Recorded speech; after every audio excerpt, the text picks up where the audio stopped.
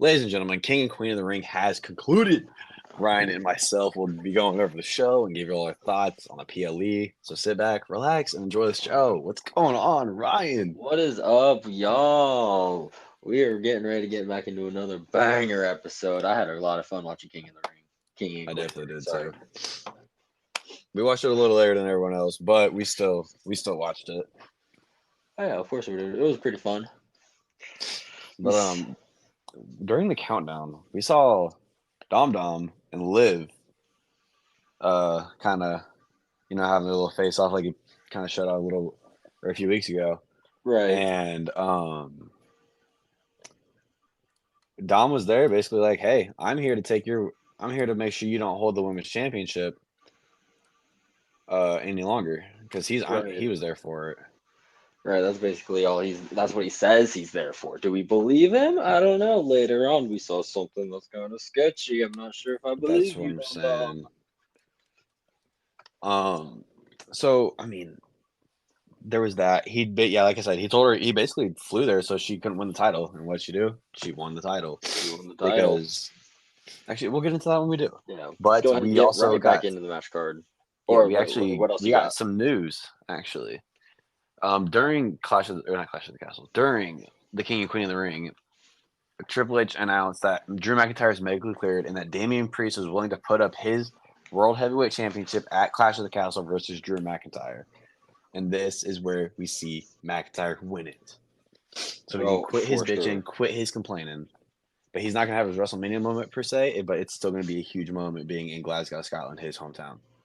Oh my gosh, yes. Well, I'm so excited that that got made official. They got made official like during the actual show. I think the crowd thought that that was happening on that night Yeah, since they went nuts.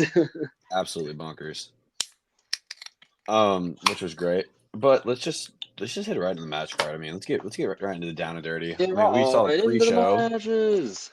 We had the women's tag team title match: Candice LeRae and Indy Hartwell versus Bianca and Jade. We saw Bianca and Jade win it. I think this was more of a showcase match for Jade, of course. Oh yeah, this match was I'm not gonna say it was boring, but it was just there wasn't a lot to it, you know. Mm-mm.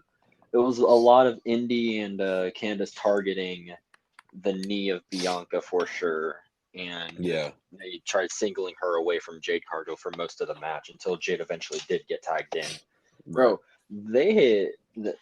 I mean, once Jade got tagged in, we all knew it was pretty much done at that point. But Yeah, Jade and Bianca hit this savage-looking new finisher move where they like I don't even know how to describe it, but they both double teamed. I think it was Candace and like face planted her into the mat afterwards, right. which I thought was phenomenal. But yeah, they did retain their tag titles, like I think we both predicted. Yes, we did. I do believe. I think we got the entire match card right. To be honest. No, Hell actually, I yeah! had changed my mind last minute. I did have Sami Zayn winning, but I was like, I'm gonna go different with it and go Chad Gable. But that was the only match I missed. Um, this was kind of like I said, just a showcase match. But I think they need to give Bianca and Jade some more like on screen time, really, because nobody's really watching the pre-show. Everybody really tunes in when the show really starts. So, Yeah, I was really disappointed to hear that this match was getting put on the pre-show. Like, what the fuck, hmm y'all? Y'all like hyped up Jade Cargill for like the better part of like 6 months, like from Fastlane until Royal Rumble when she really made her appearance for the first time. And now yeah, you strap a title to her immediately and then throw her on the pre-show. right. Like, I'm not the biggest fan of that. I really hope that this does eventually get turned around and they do get more momentum and more focus on the women's tag titles, and especially on when Jade and Bianca are the ones holding them. Yeah, for real. Those are the two powerhouses, and I really see. I'm starting to think about it now. If they ever turn on each other, I think we see a Jade turning on Bianca.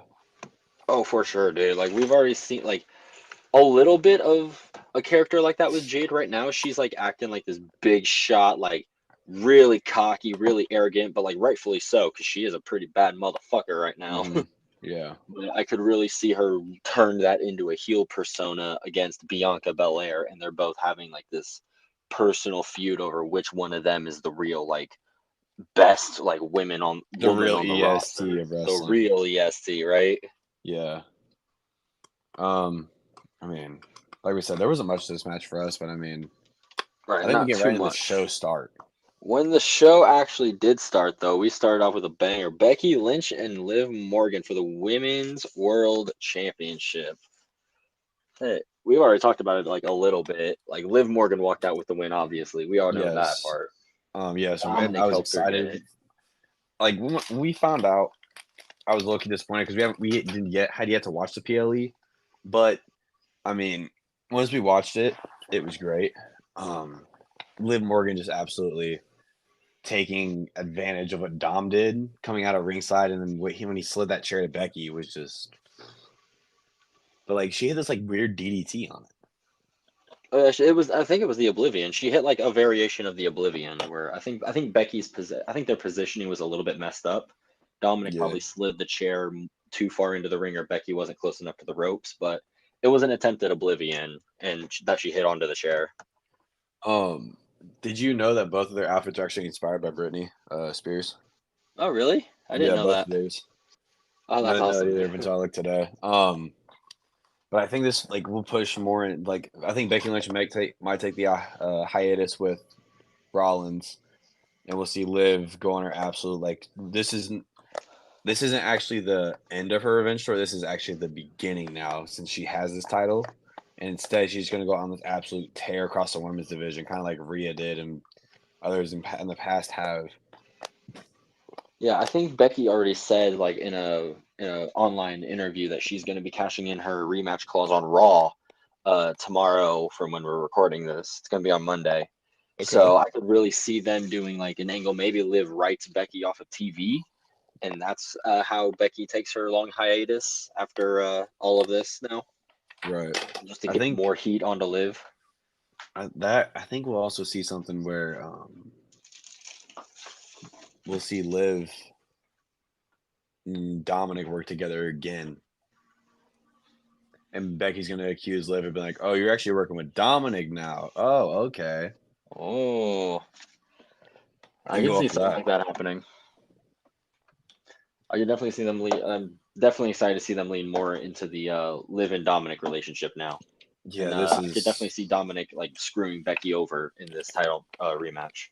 for sure, for sure. I definitely see it again, and it's gonna be an attempt to screw Liv, but again he fucks up. Or we see a Right. backstage segment, and Dominic's like, "Don't worry, I got this," and like we just stated, he fucks up again, and it's just wraps for Dominic and Rhea. Yeah. Because Rhea Right. is, I think, projected to come back around SummerSlam, so I think she'll come back after like Money in the Bank or something. Kind of just work promos, and then she'll have like a match or two, and then she'll have a match at SummerSlam with probably like because we can't or wait with probably Liv because Rhea never lost her title, and in reality, let's just repeat SummerSlam 2005, custody of Dominic. Yes, sir. We need that. That's the real dream match right now.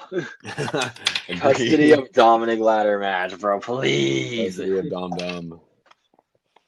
Oh man. That'd be Everyone, awesome. let's move into the Intercontinental Championship match. To the It's Sami Zayn Intercontinental. versus Chad Gable versus Bronson Reed. QR code. We'll get to that when we do. But we saw Otis clothesline Chad Gable. That was really the kind of like the big point of the match.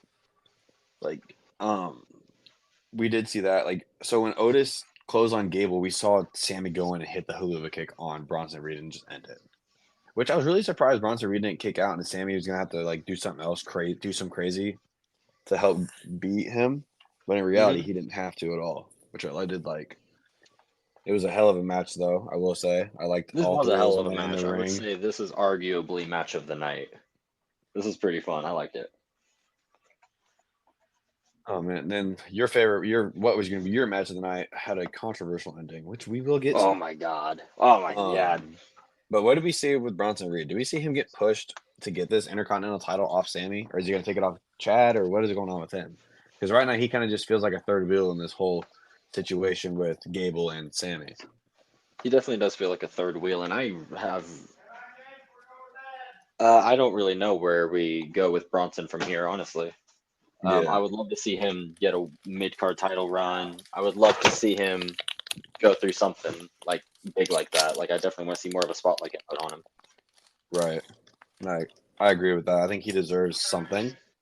Yeah. So, Yeah, I would love to see something like that. but But yeah, sorry, I was getting interrupted no, there. you're good. It's kind of But I mean, I think with that, we move into the Queen of the Ring match. We saw Lyra Valkyria versus Nia Jax.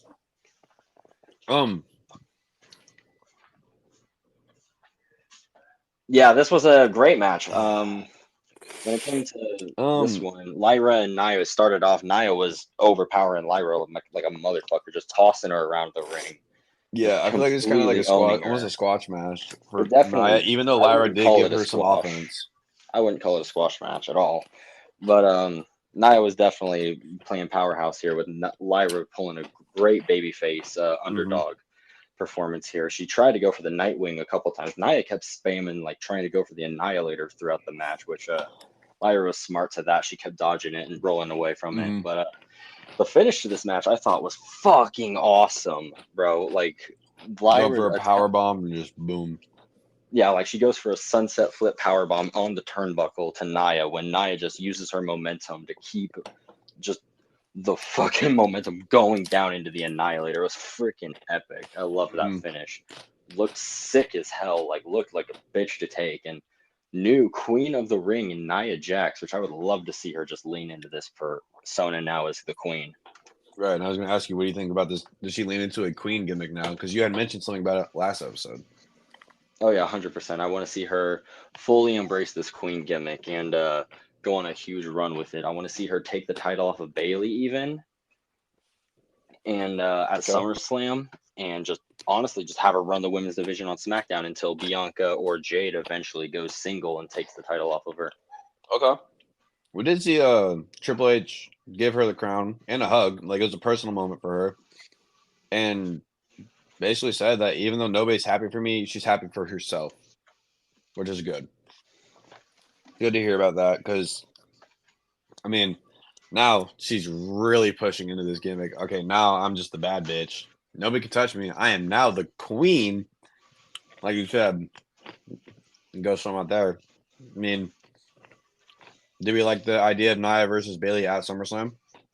It's happening, but yeah, I'm super excited about that. I love the idea of it. No, yeah, right. It is happening, but it's like, do we like the idea of the match? I'm super excited for it. Like I said, I think Nia walks out brother. with that.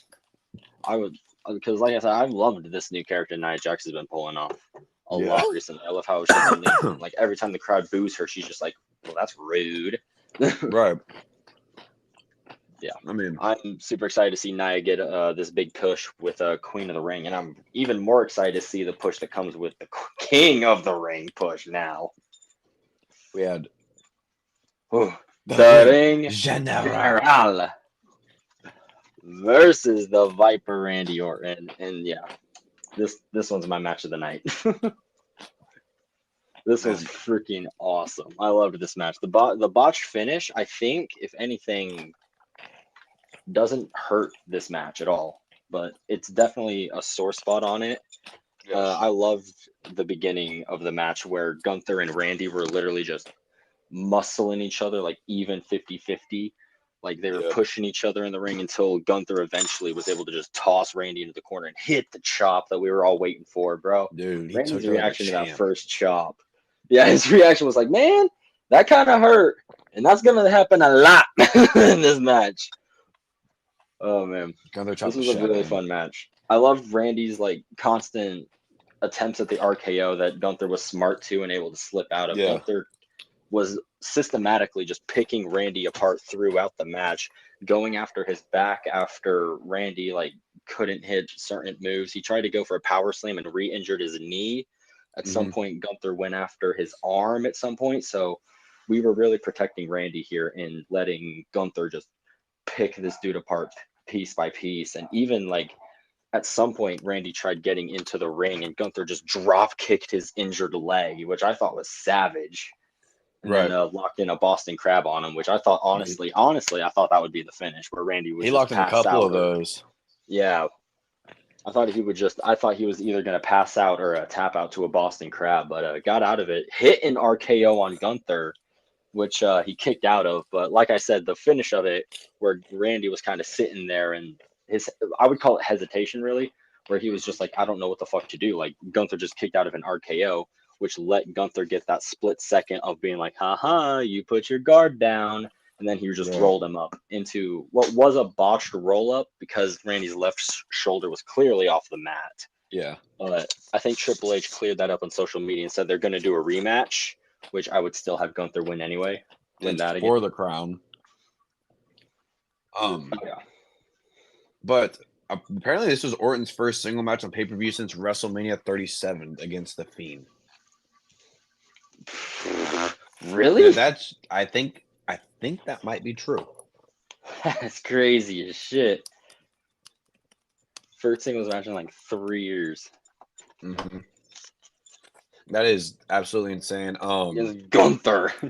Yeah. That was a great thing for Randy. I was kind of hoping he'd win this just to have that accolade, you know, but it doesn't hurt.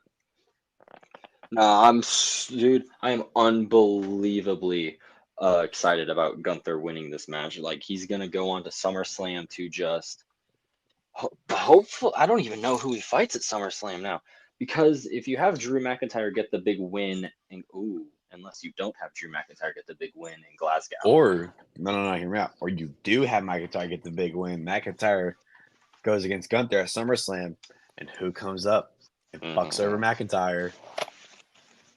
CM Punk. I'm just saying.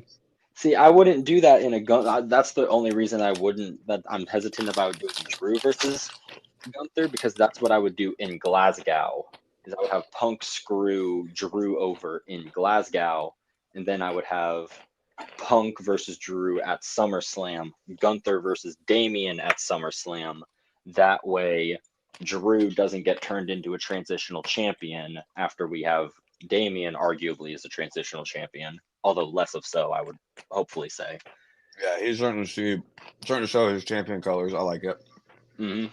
Yeah, he's gonna at that point he'll have a couple title defenses under his belt, so he'll be hopefully considered credible at that point. It all depends on how he actually carries himself to that point. But Yeah. there's no shot that if it's Damian versus Gunther, that Damian walks out with that belt. Oh yeah. We already There's know. just no shot. We already know him.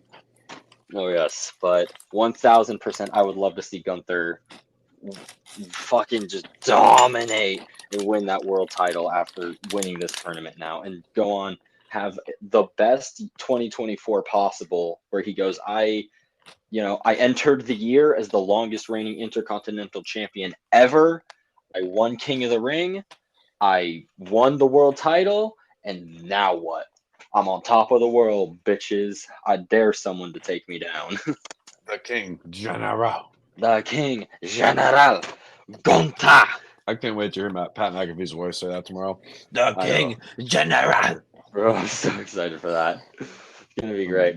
But I am super disappointed that Gunther can't jump brands to SmackDown to take on the still undisputed WWE champion Cody Rhodes at SummerSlam, because I think that match would be awesome. But speaking of Cody, he fought Logan Paul at King of the Ring, and he did retain I almost said the United States title, but that wasn't on the line in this match.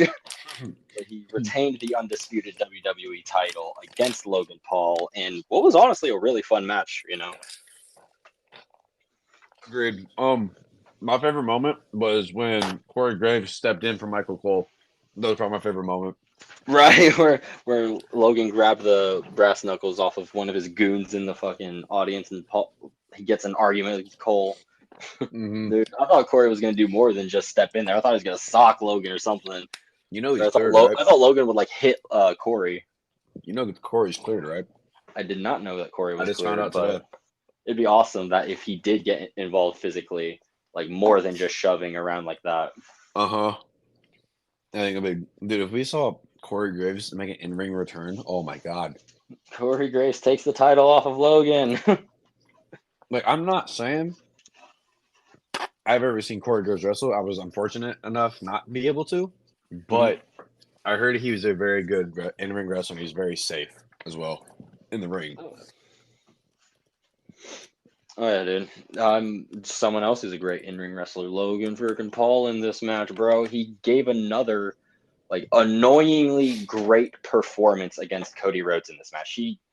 It was really a showcase of like Cody Rhodes with his technical like experience over Paul being like low. Like Cody's a professional wrestler. He was born and raised in this business, so he knows his way around that ring better than anyone. But Logan definitely showed that he wasn't just a pushover anymore now. I think this is, I don't know exactly, but this is his 10th or close to his 10th WWE match, like since he started.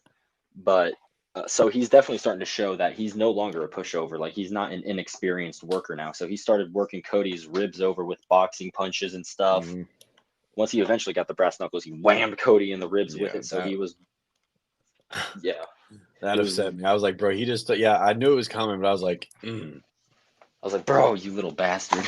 But Little speaking of rat Corey boy. Graves, he got cleared in January of 22, supposedly. Ooh, well, So yeah, Corey. it's literally just up to him at this point. I think it's more like the Big E situation because it's both like neck He issues. might be more happy as a commentator at this point. I think he's really good as a commentator. I messed up the word commentator, but commentator. I do like him as a commentator a lot.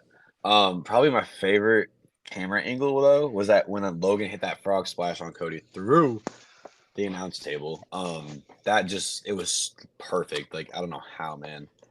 That was absolutely insane. They had two really cool moments like that. I think the first one came when Cody did the Cody cutter onto the announcer's table when Logan Paul was standing on it, where Cody kind of bounced off of the barricade and hit the cutter onto Logan. Yeah, that one also gave a really cool like overhead view of that landing on the table, which makes me think that maybe that table was supposed to break, but who knows? But that was also really cool. Yes, that's what I think. I mean, that you have like it's kind of like catching. It's like a flying RKO down there. Is what the Cody. It is, yeah. It's really freaking cool. It's not as awesome as the RKO because the RKO could just be hit from out of nowhere, and Cody has to do a springboard for it. But it's pretty fucking epic when it's hit like that. But you just mentioned like coolest moment of the match was that 360 camera angle from the drone while Logan was perched on the top rope. That was awesome. I definitely agree. I mean, shit, dude. It is. This was actually a load. I would say this is damn near a loaded PLE, and it was very good. Yeah, it was. Each match was consistently good, I would say. Yeah, I was happy to see all the stars can make their like I think Candice LeRae and Indy Hartwell will go somewhere at some point. Even same with like Lyra, dude. They're gonna be so good in the future. Like they're the future of this business. Oh, 1000%, bro. Like Valkyria should be a women's world champion within the next 2 years. Like, dude. Oh yeah. They got some stars on their hands in the making right now. Especially with like the reaction that Lyra got when she came out, like on this PLE. Like that was freaking epic. She had an insane reaction. Oh hell yeah. But there was something we did not get. I got King of the Ring, which is okay. This was disappointing. I was a little upset, but I just had to I got a little reminder we just got to stay with it. Like it's almost gone. It's almost done. We're almost done. We almost have this done. Let's just rock out. Let's do this. So let's get in the local howdy area of the PLE where we saw no one, like we said. Turns out Joe Gacy actually streamed the Friday before the PLE, so obviously I think that's where we did. That's where we knew. But the what is this called? The URL was Rainerius, which is the patron of Saint Pisa and patron of Saint Travelers. Its feast day. The feast day is June 17th. That's the Monday night after Clash at the Castle. There might be something special happening that night, but I mean, I don't really know. I would hope so, man. Like they were teasing this date, the 25th, weren't they? And like nothing happened. Yeah, but I will say I think these are all starting to become big clues. So once we get into the Raw and SmackDown next episode, I will explain a lot more into this. But if you went to the URL, you saw a video. It opened with the phone dial, and then it was a loading symbol with the Nightbird in the center, which is we've seen Nightbird, but then a bunch of Pluto drawings, and then a connected appeared across the screen.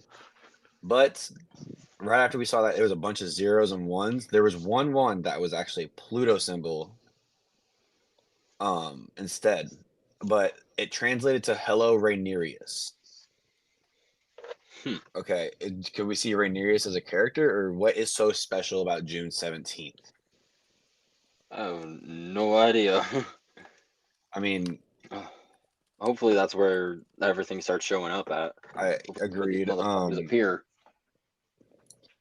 But with that, I think we ended up and actually we flashed to the car from when we saw the video of them driving with the notes, and the Nightbird symbol was there as well. But we cut into someone else's house. They were playing WWE 2K24 as Bianca Belair versus Bayley. It was Extreme Rules, the same Extreme Rules we saw Bray Wyatt return, but the real life match was a ladder match. So, and then the guy who's taking the video is going over just like outside because he hears something, and like it seemed like a front porch area to me, but there's a second screen in the bottom right, and it looked like Nikki Cross as the therapist. But if you looked real close, it looked like a news report of the therapist missing that we saw in the newspaper. Very similar. But the voice of the person in the video is believed to be former NXT star Killian Dane, who was a part of Insanity, it was a group back in NXT, and he's also the husband of Nikki Cross. Ooh. We saw a Pluto symbol again, and then we saw a little bit of hello. And there was a silhouette of a figure of some sort, and then the video just got kind of like cut, and then there's connection lost, and then a person in the hallway just randomly appeared, and which could be Uncle Howdy invading the house of Nikki Cross. But then towards the end of the video, we saw a picture of a figure from the first like Twitch stream that we had, and then right after was the same one, or was the one from the was one from the next one. But or from the most recent Twitch stream. But if you scroll down, you would see I see you found my journal, which will take you to the QR code from Friday Night SmackDown, which I will go over next episode. And we saw the Nightbird logo. That if you hit that, it took you to the most recent Twitch stream, which again I will go over. But in the source code, we saw there was Mother of Exile, but they arrived in NY Harbor. SmackDown's in New Albany, or is in Albany, New York. So there's a question of could Nikki Cross be shown up as the Mother of Exile, because she's not really like the veiled nun or anything like that. She's playing some other kind of character. Could she be the Mother of Exile?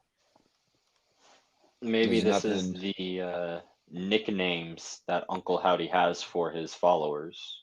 Potentially. Maybe this is what he refers to them as instead of what we know them as. Maybe he knows Nikki Cross as the Mother of Exile, but we know her as Nikki Cross. He knows Alexa Bliss as Sister Abigail, but we know her as Alexa Bliss. I think I'm gonna possibly, but I think we have I have a different theory next Jesus Christ, next episode for that, which will get extremely deep because SmackDown was a huge QR code. But this one I don't really get much from. It's just kind of a bunch of review, but the video it was like we haven't seen a video in a long time, so it kind of just interested me that there was a video, and that we have seen Rhaenyra before, but that was I think on the SmackDown or Raw one. I don't remember.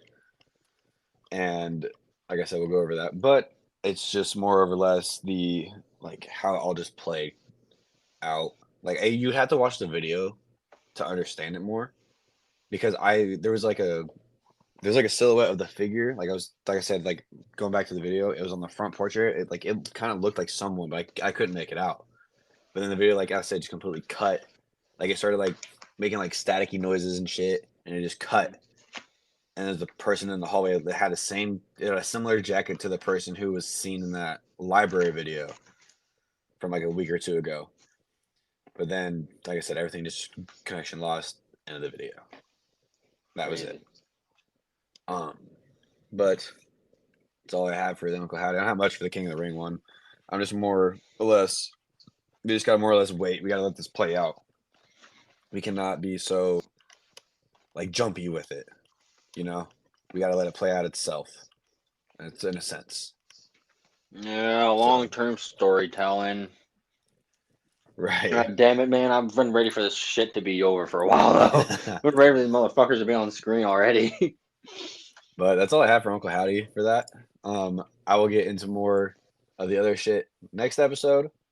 So Ryan, let's go get the close out if you don't got anything else, man. Oh yeah, thank you all for listening to the latest episode of the AR Wrestling PLE reaction show for King and Queen of the Ring. Y'all can catch us y'all can catch us every weekend for Raw and SmackDown review shows and to keep up with our latest predictions and reactions to WWE's PLEs. Make sure y'all follow our socials on Twitter at AR Wrestling Pod and on Instagram at AR_wrestling_. Thank you again, and we will catch y'all next time. Thank you. Thank you.